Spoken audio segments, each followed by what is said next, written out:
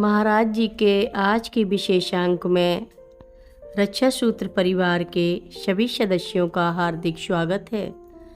बाबा जी के भक्तों को राम राम। एक दिन एक एक कर चुपचाप खिसकते जाते थे। हम में से प्रत्येक यही चाहता था कि ये दिन जो आनंद खुशी में बीत रहे हैं कभी समाप्त ना हो। किंतु एक रात जब बाबा जी विश्राम करने चले गए और भक्तों ने भोजन कर लिया था तथा हॉल में प्रतिदिन के समान एकत्रित हुए तो हमने देखा कि बाबा जी के कमरे में प्रकाश नहीं था। यह समझकर कि बाबा जी सो गए होंगे और उनका आज रात हमारे मध्य आना नहीं होगा, हम सभी अपने बिस्तरों में लेट गए। 12 बजे के पूर्व सभी सो गए और प्रकाश बंद कर दिया गया।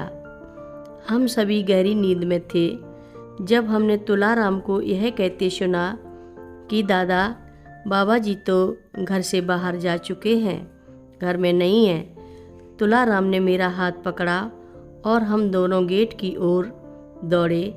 सिद्धि वहाँ पहले से ही हमारी प्रतीक्षा कर रही थी। हम लोगों ने पैरों में स्लीपर भी नहीं पहनी, नंगे पांव सड़क पर दौड़ रहे थे। हमें सड़क पर एक रिक्शा वाला मिला जिसका चालक उसी में सो रहा था। तुलाराम ने उसे खींचकर जगाया और हम दोनों सीट पर बैठ गए तथा सिद्धि कूदकर फुटबोर्ड पर बैठ गई। रिक्शा वाले से तेजी से चलाने को कहा गया। वह पूरी तरह जागा नहीं था। उस समय सड़क पर कोई सवारी नहीं थी, अन्यथा दुर्घटना भी हो सकती थी।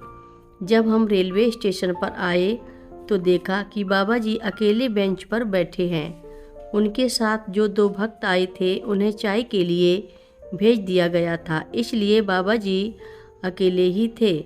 जब हम उनके सामने आए तो हम बहुत उत्तेजित थे, अतः बातें नहीं कर पा रहे थे। उन्होंने ही बड़े मशक ढंग से बातें प्रारंभ की जैसे वह अपने बिस्तर पर ही बैठे हों।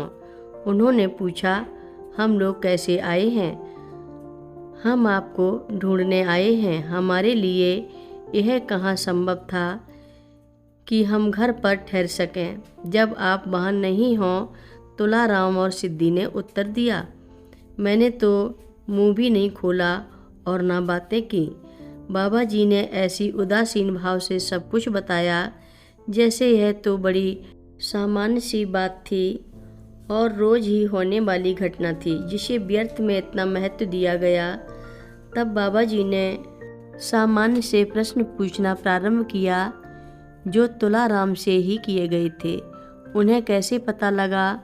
अन्य लोगों ने जब यह सुना तो क्या सोचा? इसी तरह से अन्य प्रश्न तुलाराम ने थोड़ा बहुत ही बता पाए जो उन्होंने सिद्धि माँ से सुने थे, क्योंकि सिद्धि माँ ही उनको दौड़ती हुई जगाने आई थी।